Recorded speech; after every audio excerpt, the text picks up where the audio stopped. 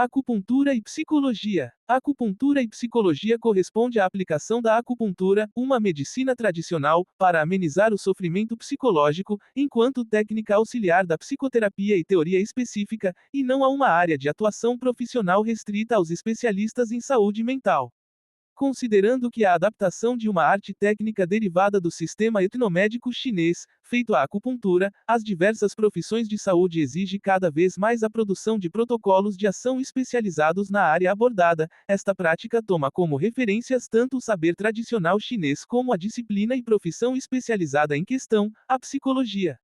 Tenta-se produzir o conhecimento científico nos moldes do paradigma ocidental e simultaneamente nos moldes da ciência tradicional chinesa, histórica e etnicamente referenciada, para se obter uma melhor compreensão de suas proposições teóricas originais e aumentar a eficácia na aplicação da acupuntura e psicologia ao sofrimento psíquico. O equilíbrio yin e yang.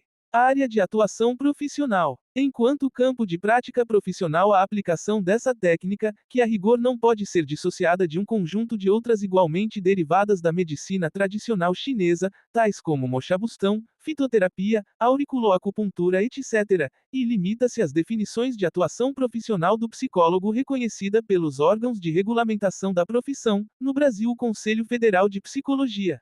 Além do reconhecimento legal que permite ao psicólogo a prática associada desse conjunto de técnicas, estabeleceu-se um conflito com as demais profissões de saúde, reconhecidas legalmente ou não, que também elegeram a acupuntura como forma de atuação.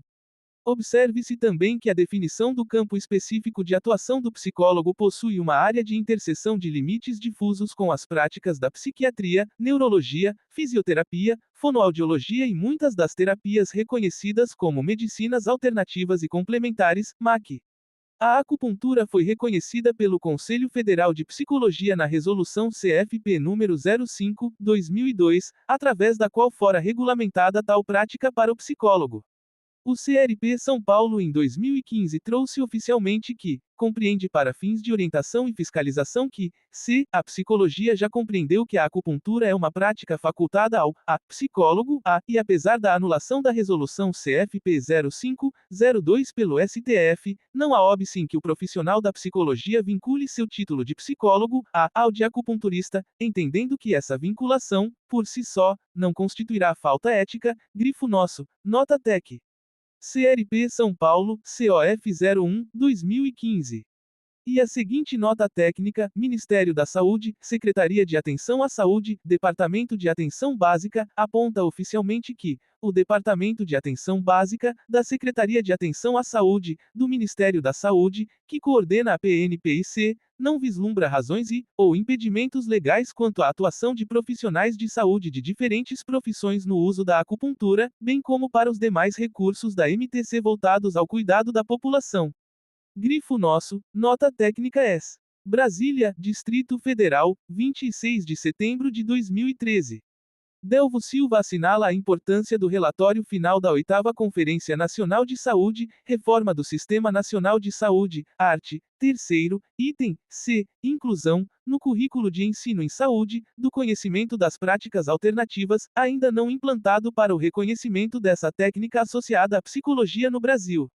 Destaca também o reconhecimento na esfera federal, através da Portaria número 397, de 9 de outubro de 2002 CBO 2002, que reorganizou as ocupações no Brasil e as redefiniu, Código Brasileiro de Ocupações, CBO 2002, acrescentado, a ocupação do psicólogo, o psicólogo acupunturista, Código número 2515-10. Ainda em 2002, após a regulamentação da acupuntura para os psicólogos através da Resolução CFP número 05/2002, registrou-se, no Conselho Regional de Psicologia de São Paulo, a Sociedade Brasileira de Psicologia e Acupuntura, SOBRAPA, que já servia à sociedade brasileira com orientações e divulgações de pesquisas na área da acupuntura, dentro do campo da psicologia, desde os anos 80. Uma medicina complementar. Observe-se, porém, que a expansão da utilização da acupuntura, fitoterapia e outras formas de medicina alternativa e complementar, MAC, é uma prática generalizada no Ocidente.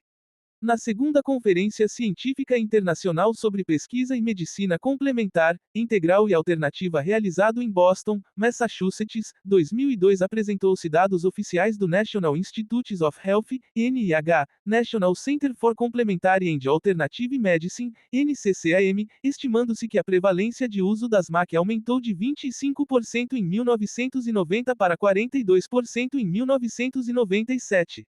Este crescimento representa o uso aumentado entre todos os grupos socioeconômicos. A prevalência de uso de fitoterápicos aumentou cerca 380% durante no mesmo período de tempo. Ernest, 2001 calcula que a medicina complementar na Inglaterra, onde a acupuntura é um expoente de peso, tem uma utilização que pode ser estimada entre 1/3 e 50% da população. A associação da psicologia a técnicas da denominadas medicina complementar vem sendo examinada e regulamentada pelo Conselho Federal de Psicologia item por item, com algumas técnicas aprovadas, a exemplo da acupuntura, e outras não.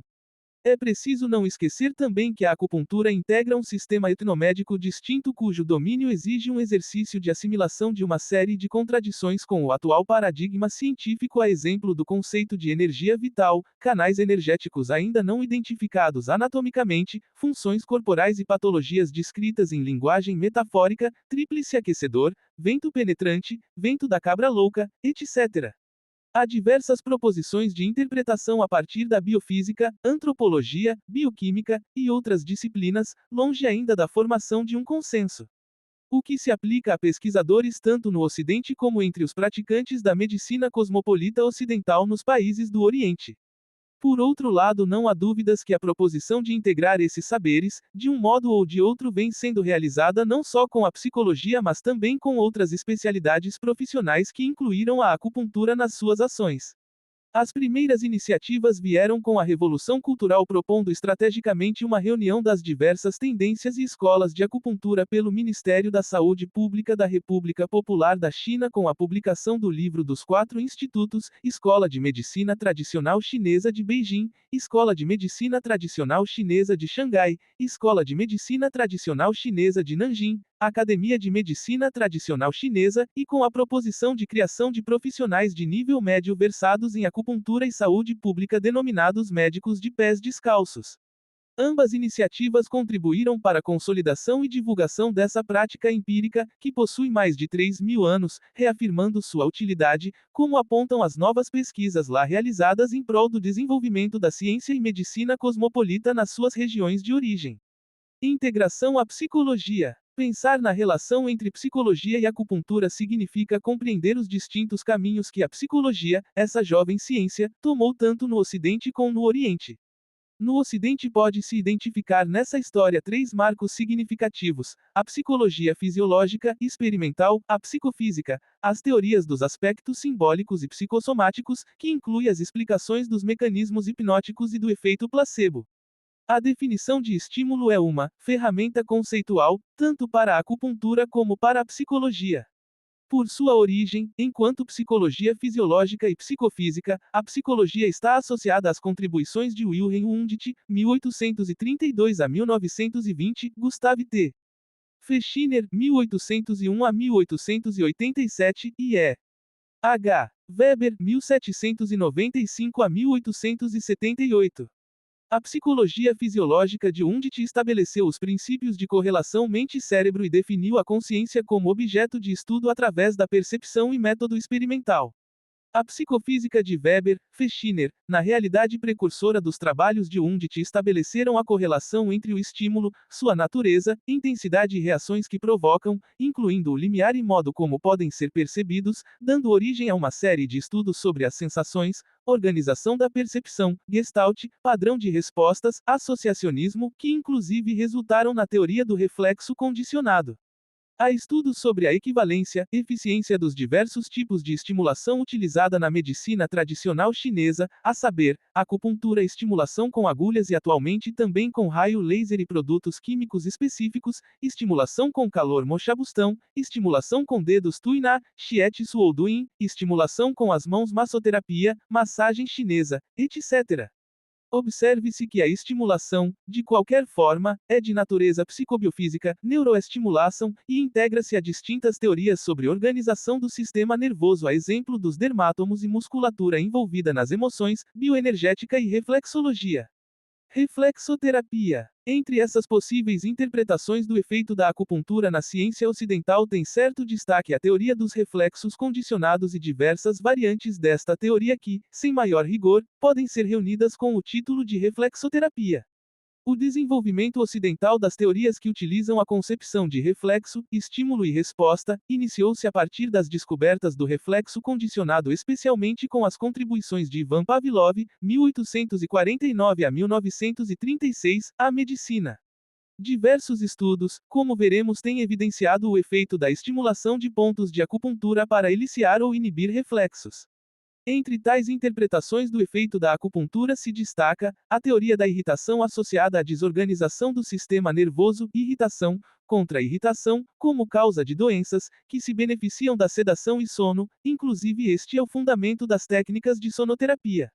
A principal hipótese ou linha de pesquisa são os possíveis efeitos da atividade cortical sobre cada órgão ou regulação orgânica, rotas córtex-víscera, reflexos viscerocutâneos. Atualmente se sabe que os analisadores internos previstos por Pavlov em 1912, Klotz et al., integram-se ao córtex através do sistema límbico e agentes da respostas ao estresse com efeitos pró- e anti-inflamatórias, mediadas pelo sistema nervoso autônomo e eixo hipotálamo-hipófise. Na América, os estudos de condicionamento visceral ou interoceptivo evoluíram para as técnicas de biofeedback a partir dos estudos da amplificação de sinais da atividade visceral, em especial as contribuições de Miller, 1969, e contribuições do behaviorismo, especialmente o autocontrole proposto por Skinner, 1904 a 1990, com a então denominada medicina comportamental e psicologia da saúde, ver Associação Brasileira de Psicoterapia e Medicina Comportamental. Dumitrescu, 1996, ressalta a importância para a acupuntura da análise da distribuição dermatomérica e fenômenos de projeção e de referência das dores viscerais e profundas sobre as quais se sustenta as teorias que explica a acupuntura a partir dos reflexos viscerosensitivos e convergência medular das fibras nervosas articulada em nível dos gânglios nervosos e plexos. A ação da acupuntura sobre os órgãos e vísceras poderá ser compreendida como intervenções no processo de autorregulação do organismo, além da produção de bem-estar por produzir relaxamento muscular e analgesia. Os mecanismos de controle da dor através da acupuntura têm como uma das principais explicações a teoria das comportas, ou gate control. Essa teoria fundamenta-se na distinção e articulação dos estímulos que são conduzidos por diferentes fibras nervosas, tipo A delta, mielinizadas de diâmetro fino e tipo C, amielínicas, na região do corno sensitivo, dorsal, de cada segmento da medula. O bloqueio das vias sensitivas, porta de controle, se dá pelo bloqueio da via mielinizada.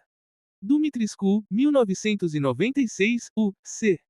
Pescansky, 1987, a ativação do sistema de neurônios internunciais, da medula sensitivo dorsal pelas fibras grossas do tato, mecanoreceptores, exercem uma ação bloqueadora, gate control, dos estímulos de dor, Lico, 1985. A especificidade psicológica. Observe-se, porém, que a produção de bem-estar, leia-se ausência de dor, ansiedade ou depressão através da acupuntura ainda precisam ser melhor compreendidos. Naturalmente que os mecanismos neurofisiológicos da produção de cortisol, endorfinas ou serotonina, induzidos pela ação das agulhas, são alterados restabelecendo a saúde do paciente, mas não teremos uma explicação completa desse complexo fenômeno, se os aspectos psicológicos e comportamentais desse processo não forem considerados. A acupuntura encontra na psicologia uma ciência complementar aos seus preceitos, permitindo ao clínico compreender a pessoa à sua frente de modo integral e imparcial. Contribuições orientais à psicologia. Psicoterapia. A meditação é uma técnica antiquíssima que se confunde com a própria origem das religiões quando definida ou comparada como transe e êxtase religioso. Uma das mais completas proposições de uso terapêutico sistematizado dessas técnicas é o treinamento autógeno de chutes com notável influência do Hatha Yoga e técnicas respiratórias diversas das mais diversas escolas, inclusive budistas, indianas, tibetanas e chinesas, e taoístas. Uma interpretação especificamente psicológica dos mecanismos e efeitos da meditação descrita em antigos textos chineses, Tai Jinhua de Sang DSCHI, O Segredo da Flor de Ouro, foi realizada, na década de 1930, por Richard Wilhelm, sinólogo, e C.G.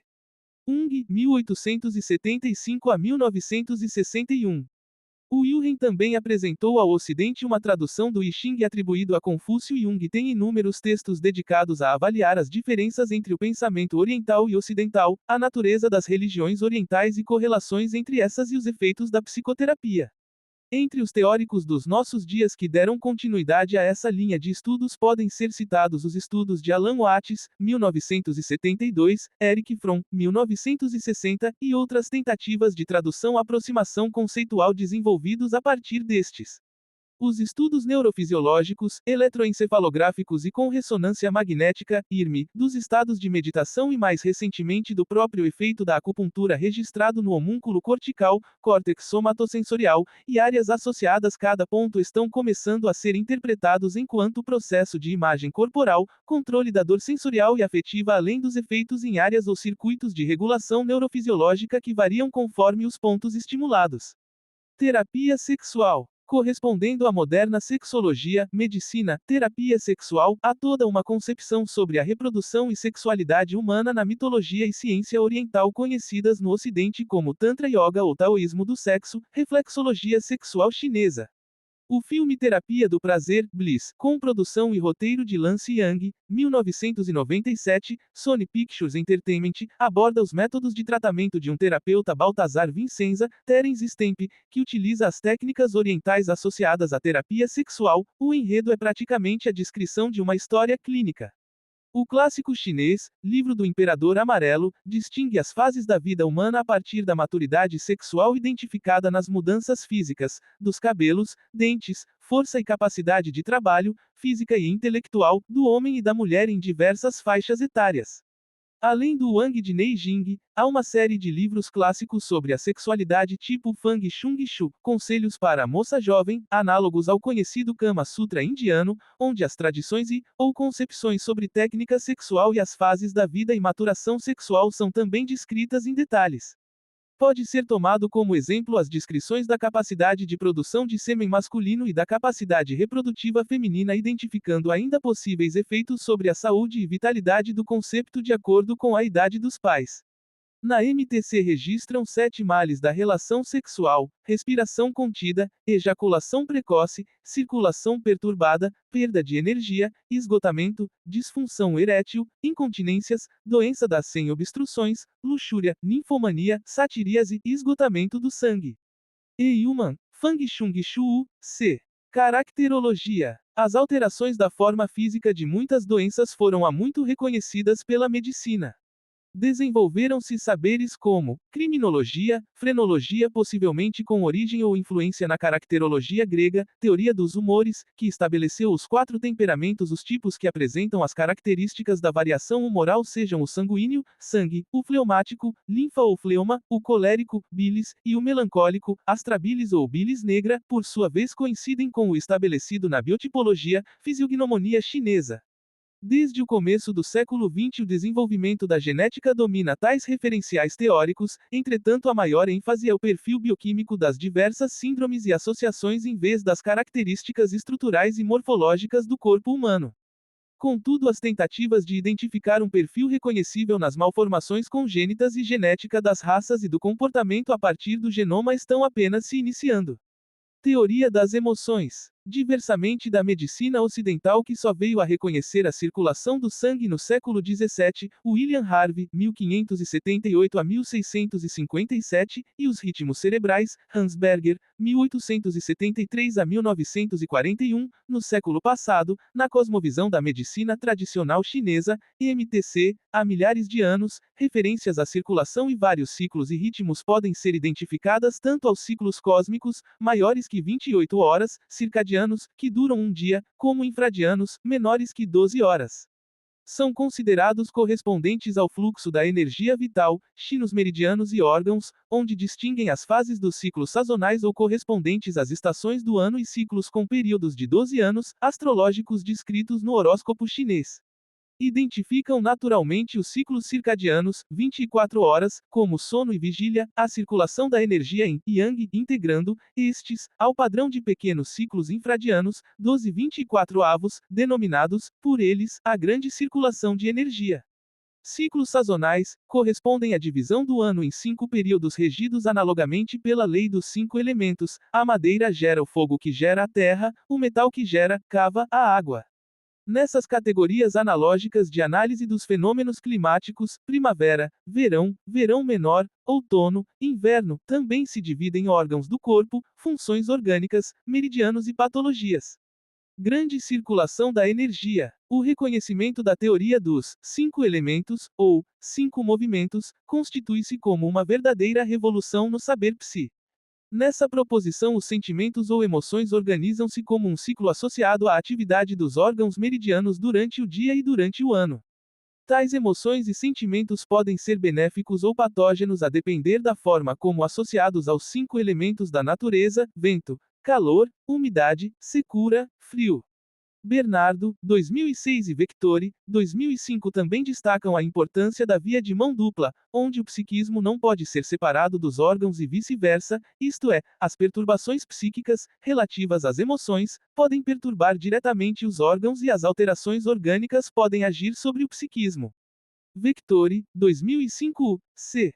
Os ideogramas chineses que correspondem aos 5 sentimentos ou emoções poderiam ser melhor compreendidos pelos ocidentais, analisando-se, numa perspectiva antropológica, sua utilização na literatura chinesa clássica. O ciclo neurofisiológico das emoções associado às estações do ano é reconhecido, porém, pelos especialistas em psicobiologia e estudo do comportamento animal. Contudo, sua expressão macro, eras astrológica, ou microcósmica como expressa no aforismo, cada dia com sua glória, cada dia com a sua dor, ainda não foi compreendida do ponto de vista da ciência ocidental. A maioria dos manuais de acupuntura traduzidos descrevem os seguintes sentimentos, emoções: 1. Ira ou raiva, nunu; 2. Alegria, felicidade, xixi, também traduzido como surpresa, susto; 3. Ansiedade, iu, traduzido também como preocupação, meditação, ficar pensativo, xiang-se, ter uma ideia fixa, obsessão; 4. Tristeza, traduzido também por melancolia, sofrimento moral, mágoa, bei, e 5. Medo, kong. Em psicologia, as emoções vêm sendo estudadas desde sua origem. Entre as primeiras proposições destacam-se as contribuições de William James, 1842 a 1910, e Walter Bradford Cannon, 1871 a 1945, feito matrizes dos diversos estudos que contribuíram para a atual concepção de sistema límbico. Outro destaque é a teoria psicanalítica, onde se utiliza o termo afeto, teoria dos afetos, para designar algumas das emoções estudadas por James e Cannon, com grandes contribuições sobretudo à compreensão da ansiedade e tristeza, melancolia. Tratamento de distúrbios mentais. As noções de desvio de comportamento e contato com a realidade, que definem a loucura, estão presentes em todos os povos. Entre os chineses, os conceitos de sábio e tonto podem ser aprendidos nos provérbios de Confúcio, Analectos, ou textos de Chuang Tse e Lao Tse, a exemplo de o velho tonto que removeu montanhas, e o Confúcio e o louco. Na primeira fábula valoriza-se a persistência e vontade abnegada de um homem que parecia tolo por não desejar recompensas e, sobretudo por entregar-se a uma tarefa que parecia impossível, remover montanhas para encurtar uma estrada, por sinal acaba conseguindo com a ajuda divina e de uma geração de seguidores. A segunda história, também recontada por Chuang Tse, cita um episódio vivido por Confúcio. Relativiza o comentário de um louco que afirma que a sabedoria só faz sentido num mundo onde seja valorizada, de certo modo reafirmado a máxima de Lao Tse que os homens rudes riem do tal como se fosse tolice e os homens sábios o reconhecem. A noção de destino e desígnio da natureza, karma, se faz presente e os homens sábios nos propõem a sua aceitação. Todo homem sabe como é útil ser útil. Ninguém parece saber como é útil se inútil. Assim conclui Chuang Tse, o comentário do encontro entre Confúcio e o louco. A noção de dano genético de certo modo está implícita nas noções de karma indiana e jingxi ancestral, presente na identificação do retardo mental. Além disso, a MTC também aborda os distúrbios mentais como sofrimento e dano emocional. Atribuem, sobretudo, uma agressão à função do Shen geralmente causada pelo fogo, flegma ou vento. Os textos modernos, como o Livro dos Quatro Institutos, já utilizam, porém, aproximações aos conceitos de psicose, depressão, mania e histeria. Silva, 2007, U.C. destaca a importância das 5 instâncias psíquicas, utilizando uma expressão psicanalítica, que ele define como entidades viscerais com funções psíquicas equivalentes: desejo, aspiração, vontade, clareza, alma etérea, shen, o espírito, e intenção, desejo, repreensão, alma corpórea, para a compreensão das explicações das concepções chinesas dos processos psíquicos. A histeria é descrita como um ataque repentino, sensação de sufocamento, afonia, convulsão, síncope, um clássico distúrbio mental provocado pelo fogo, repressão de emoções. Distingue-se da mania Kuang, que é uma doença do vento com fígado e rins deficiente. Observe-se que a MTC assinala a relação da mania, como a depressão, retraimento, loucura, num quadro denominado Jian Kuang. Agitar-se de modo selvagem e permanecer calmo. Jian corresponde ao ideograma de divinação, o que vem da divindade oráculo. Essa mesma expressão de relação com o sagrado, também presente entre os gregos, é identificada na epilepsia, Jian Xinyan ou Yang Jian Feng, que poderia ser traduzida por vento de cabra louco. Ainda na lógica da doença sagrada, é uma associação comum à relação entre o alto, ou a montanha, a divindade e, ou sua extensão para a cabra, um animal que sobe as montanhas com perfeição. Nos manuais de acupuntura identifica-se para depressão e o Zeng, uma doença que possui algumas formas nitidamente associadas a distúrbios cíclicos como a personalidade cicloide, psicose maníaco-depressiva ou depressão maior, bipolar. Pritzker, 2003. No Livro dos Quatro Institutos, a depressão, estado depressivo, é causada pelo retardo de Qi e acúmulo de flegma. O distúrbio mental maníaco pode ser causado por um estase de Qi causado pela exasperação, a qual traz o fogo à tona e provoca a formação do flegma, ou 2 calor excessivo no estômago impedindo a descida do Qi prejudicial, o que resulta em acúmulo de calor perturbando a mente. Quatro Institutos, 1995, c. A eficácia da acupuntura para modificar estados, sinais e sintomas de diversas patologias do sistema nervoso, especialmente a dor, é reconhecida e pesquisada no Ocidente há pelo menos 3 décadas, quando houve um reconhecimento formal da OMS, Organização Mundial da Saúde. Esta instituição publicou em 1980 uma relação com 40 patologias e estados patológicos com reconhecida eficácia da ação benéfica da acupuntura, onde pelo menos 22 são distúrbios funcionais que envolvem o controle direto do sistema nervoso central, SNCI, ou sistema nervoso autônomo, SMA. Observe-se ainda que pelo menos 11 patologias, das incluídas na lista da OMS, são reconhecidas e tratadas como associadas a fatores causais de natureza psicossomática, a saber, rinite aguda, asma brônquica, gastrite aguda e crônica, hiperacidez gástrica, úlcera duodenal crônica, colites agudas e crônicas, constipação, cefaleia, enxaqueca, enurese noturna, ciática, lombalgia, artrite reumatoide. Sachs, 1996, comentando sobre os aspectos psicossomáticos da enxaqueca, afirma que todo acesso de enxaqueca possui um valor tático para a pessoa, seja uma tática puramente fisiológica, a exemplo das manobras homeostáticas, ou seja um ganho secundário das doenças considerando a existência emocional do paciente. A hipocondria, a conversão histérica e as doenças psicossomáticas são consideradas formas de expressão similares de conflitos psicológicos que não foram resolvidos por um processo simbólico. As teorias cognitivo-comportamentais consideram importante para sua resolução o aprendizado de hábitos saudáveis de vida, e as teorias de base analítica apontam para uma busca do equilíbrio emocional na identificação da origem do conflito, insight, ab-reação ou catarse. Na terapia por acupuntura é comum observar-se expressões emocionais associadas a aplicações da agulha em meridianos específicos. Muitas vezes os pacientes referem-se espontaneamente a esses sentimentos que afloraram. Alguns acupunturistas, entretanto, propõem produzir tais relatos verbais e sentimentos e intervir em tais manifestações. Stux, 1994, por exemplo, recomenda agulhar os pontos correspondentes aos chakras da etnomedicina indiana, examinando os sentimentos e sensações eliciadas, conduzindo o paciente, a partir de então, para uma meditação no fluxo do chakra na direção de seu equilíbrio. O Anahata Chakra, do coração, por causa de sua posição central, tem uma importante função harmonizando para a energia inteira do corpo ou superior, contudo a meditação e estimulação sobre cada chakra produz sensações e sentimentos distintos que deverão ser trabalhados nos diálogos e vínculos que se estabelecem na relação paciente-terapeuta.